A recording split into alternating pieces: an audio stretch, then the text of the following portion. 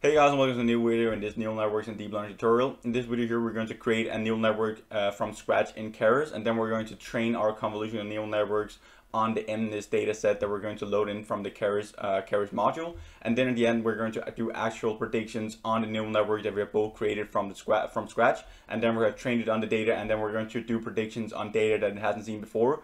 And then we're going to evaluate our model on like how good it performs, what is the accuracy, what is the loss of our convolutional neural network. And then we're going to talk about like the training process, what we can do better, and what different kind of parameters can we tune on.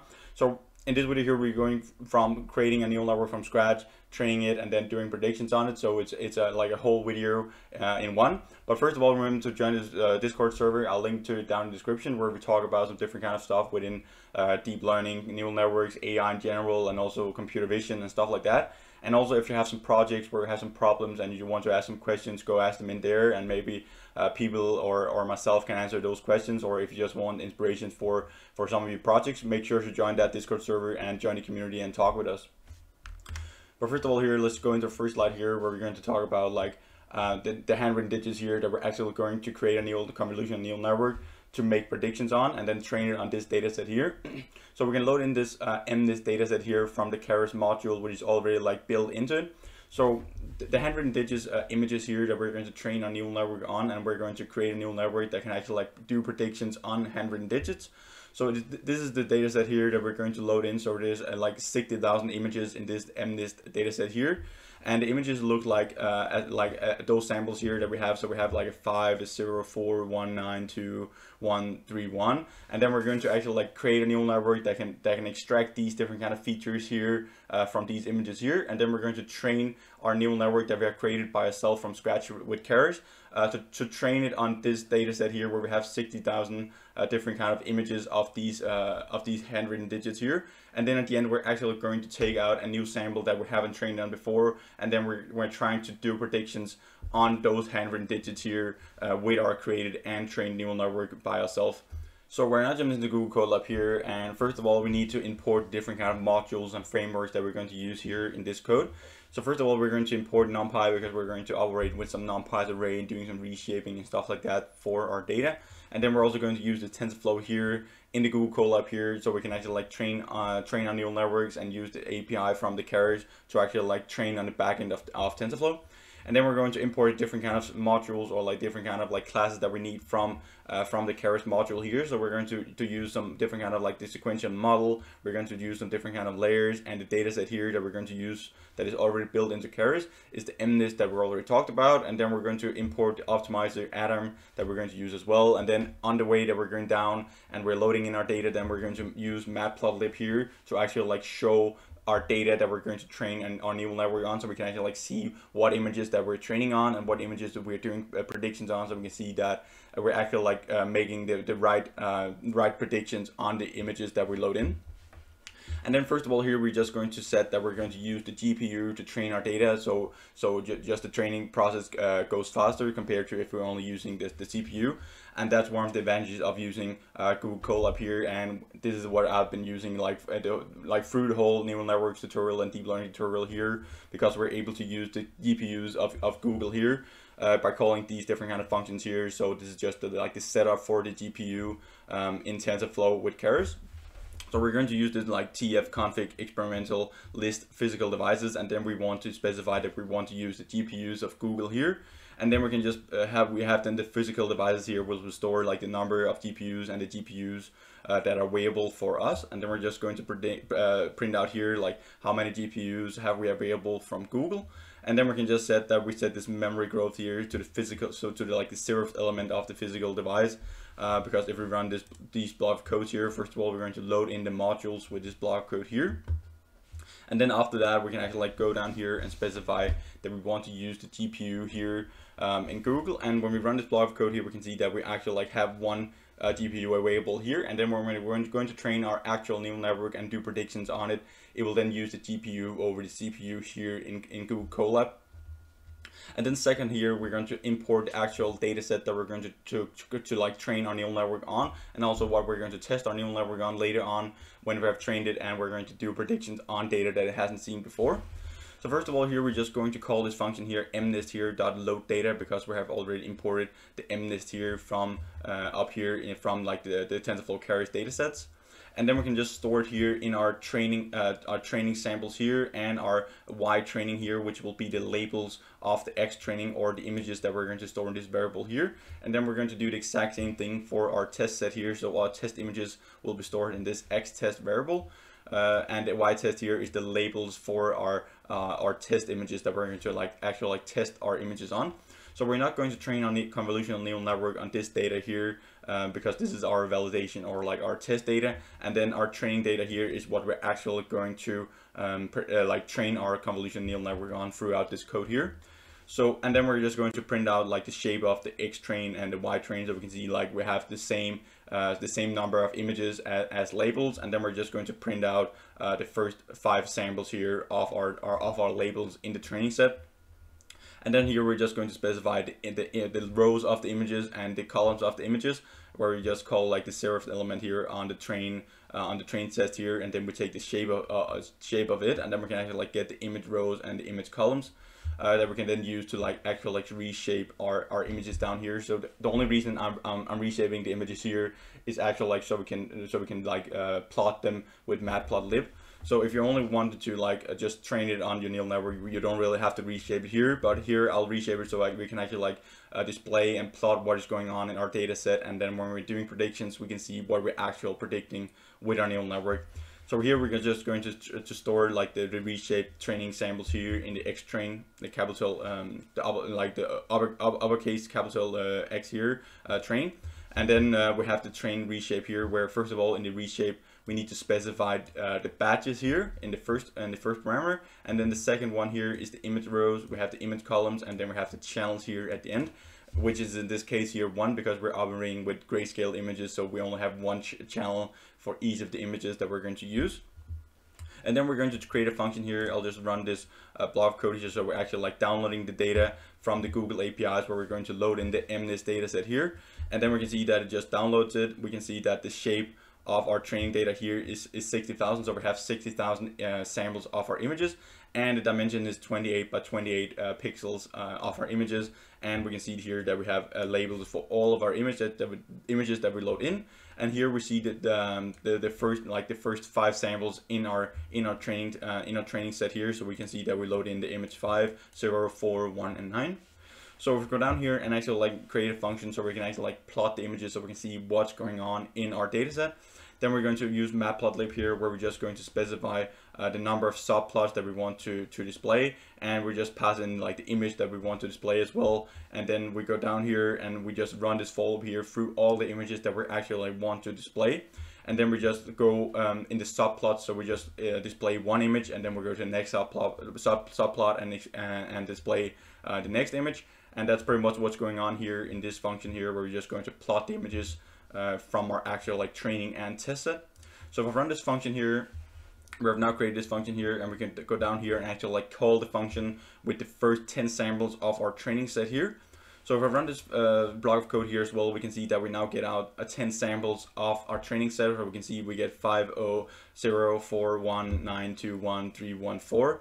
And we can actually see it is the first couple of samples up here, as we already saw up here, where we just took the 5 first samples. So the 5 first samples is 5, 0, 4, 1, 9, and this is correct. So we can now show the images that we're actually going to train our neural network on, and then later on we're going to do the exact same thing with our test images, so we can actually plot our test images and see if we're doing the actual the right predictions with our neural network that we created from scratch and trained on this data set here. So now we're loaded in our data, we've created our data set, and we can actually see that we have loaded in our data and what data we have loaded in. So then we can go down and create our actual convolutional neural network from scratch here with the Keras API, where we're going to create this sequential model here with some different kind of convolutional and max pooling layers. So if you're not familiar with like convolutional neural networks, already made an introduction to convolutional neural networks, and I've also made a video about like the different kind of layers that we have in convolutional neural networks with this convolutional two-dimensional layer and also the max pooling layer. So like why are we using max pooling after convolutional layers? So make sure to check those videos out previous here in the tutorial if you're not familiar with convolutional neural networks and what's going on like behind the scenes. So in this video here, we're just going to create the actual sequential model here, where we're going to have this convolutional layer here in the input layer.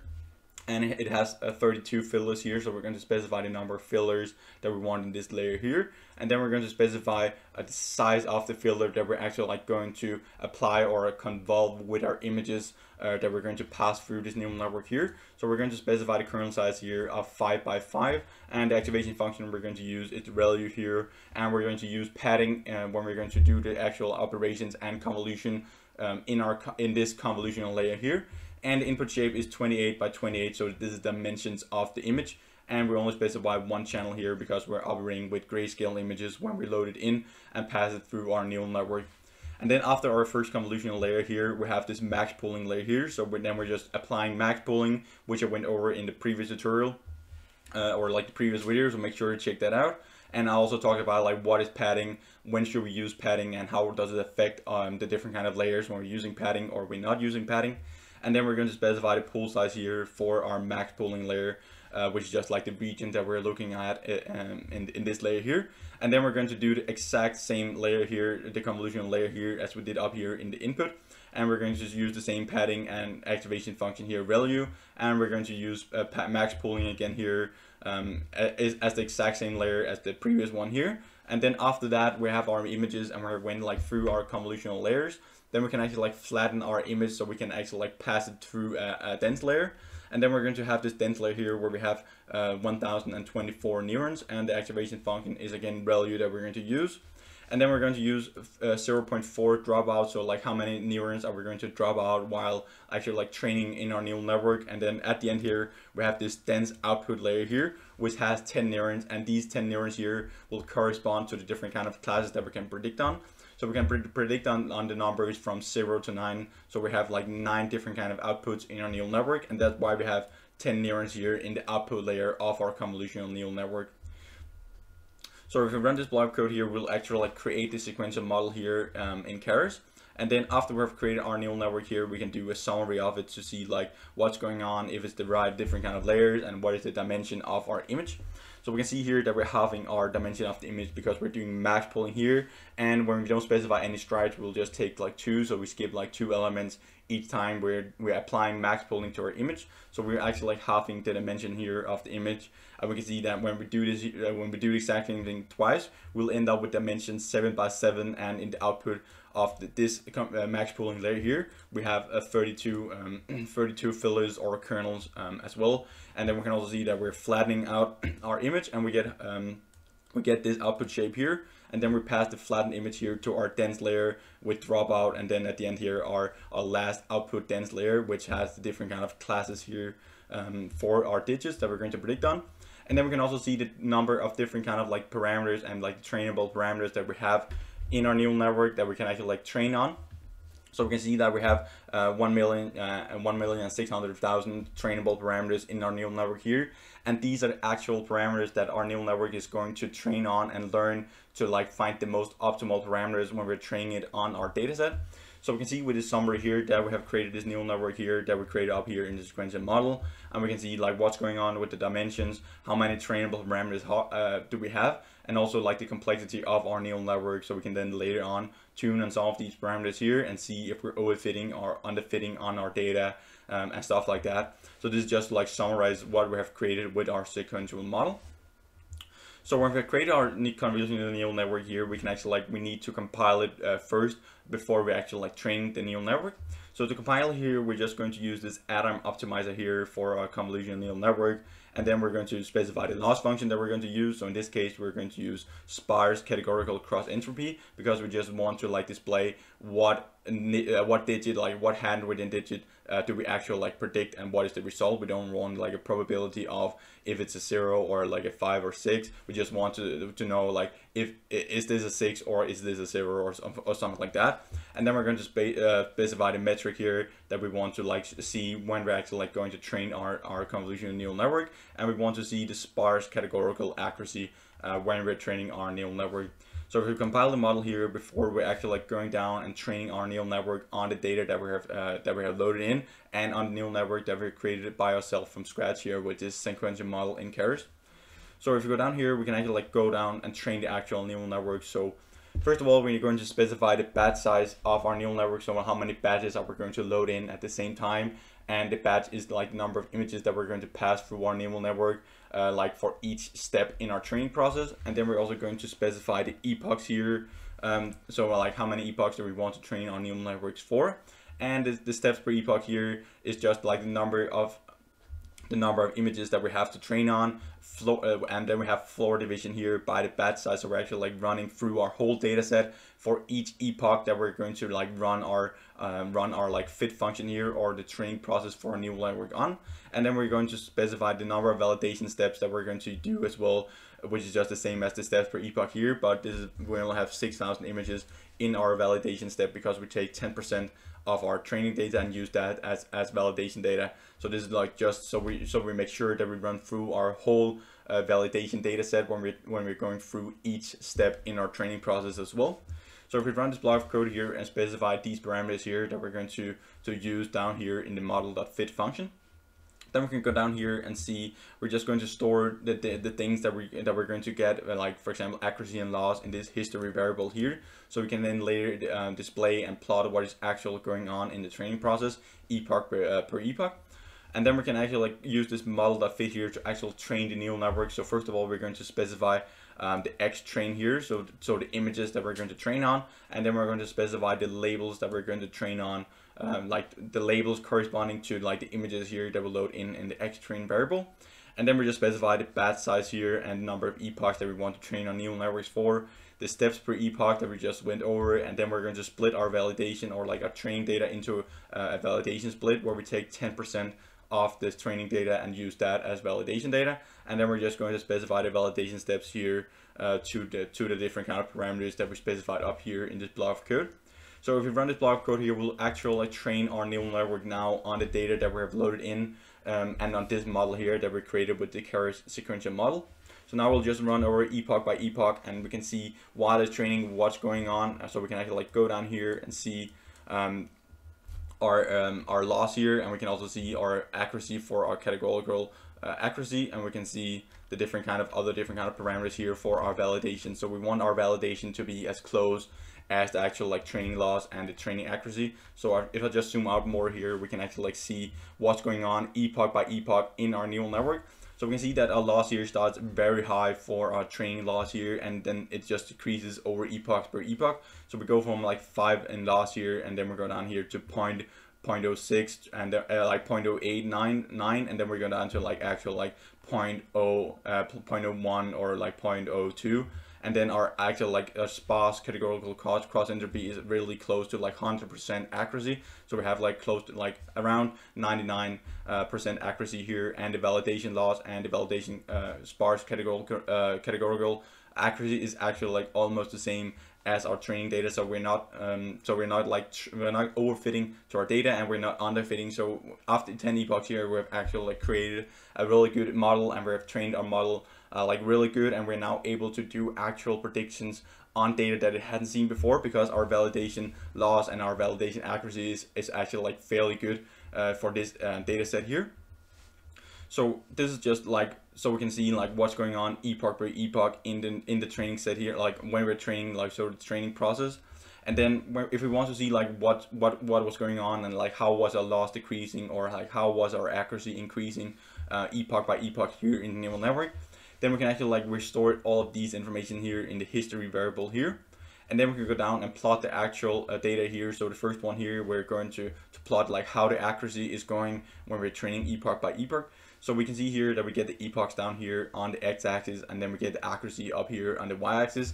And then we can see that our training accuracy here is actually increasing here over the epochs, and our validation data is also like increasing a bit, and is kind of stable up here around 0.98 here, or like 98% accuracy here in our model accuracy epoch per epoch. And we can do the exact same thing here for our loss. So if we go down here and plot the loss here, we can see like how our loss is actually like decreasing epoch by epoch, and then at the end here we're converging towards like the minimum loss that we can actually like get when we're training our neural network here. And this is like a fairly low loss to be able to predict on new data, and we can see that our neural network is actually like really good with a really low loss and a high accuracy.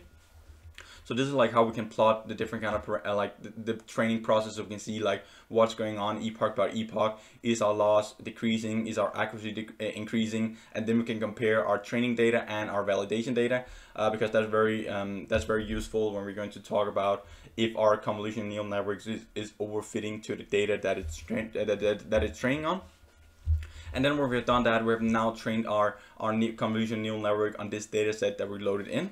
And then when we have created our neural network and we have trained it, then we can actually like go to the prediction step. So first of all, here we're just going to evaluate our model here on the whole test set. So we're going to use the whole test set, like with all the images in the test set. Then we're going to evaluate our model and see like how good it performs. And then after we have like evaluated our model, we're actually like going to take in a sample, like 10 samples of our test set, and then we're going to do predictions on it, plot the images, and see if it's the right predictions that it did. So we can see here when we evaluate our model on the whole test set, we get a loss of 0.05, and we get an accuracy of really close to 99%. So it's a really good evaluation of our model, and we actually have a model that can predict on data that it hasn't seen before. So we're actually like able to predict handwritten digits that our neural network hasn't seen before. And then now we're going to see 10 samples here. So first of all, here we're just going to plot the first 10 samples here of our test set. So we get 721041499 here. And then we're going to go down here and actually like do predictions. So the way we're going to do predictions is that we're calling this function here model.predict, and then we're going to specify the data. So we're going to take the first 10 samples of our test set, and then we're going to do predictions on that. And then we do use the argmax function here from NumPy here to actually like get the exact number that we predicted with this model.predict here. And then we're just going to print out the predictions here so we can see and compare to the different kind of images that we have up here, and see if we're actually like predicting the right thing with our neural network. So if I run this block of code here, we actually like get the predictions with our neural network here. So we can see that we're predicting a 7 in the first sample, and that is correct. And we predict a 2, a 1, a 0, a 4, a 1, a 4, a 9, a 5, and a 9. So it actually like predict this as a 5, which is really good. And we can see that we're actually like predicting all of the different kind of images here correctly. And we will actually like do that like 99% of the times with a loss of 0.05. So that's really good. There's a really good neural network, and we get really good results. So this is like how we can create a neural network from scratch with Keras, with this synchronous model here, where we loaded in this data set here with the MNIST data set with handwritten digits, and then we created our own neural network from scratch, trained it on this data here, and now I've shown you like how we can actually like do predictions with our neural network, and how we can evaluate our neural network here on the test set, so we can see how good our neural network performs on data that it hasn't seen before. And now we can actually just take an arbitrary image of handwritten digits from like this data set here, and then we can actually like predict what number is on this image here. So it's a really nice convolutional neural network here, and a really good example of like how we can train it, how we can do predictions, and how we can create it, and then how we can evaluate our model. So thank you guys for watching this video, and remember to hit the subscribe button and bell notification under the video here, and also like this video here if you like the content and you want more of it in the future, because it just really helps me and the YouTube channel out in a massive way, and I just really appreciate your support. I'm also currently doing a computer vision tutorial where later on we're going to combine it here with deep learning, so we can see like how deep learning and computer vision works together. So if you're interested in that tutorial, I'll link to it up here, or else I'll just see you in the next video, guys. Bye for now.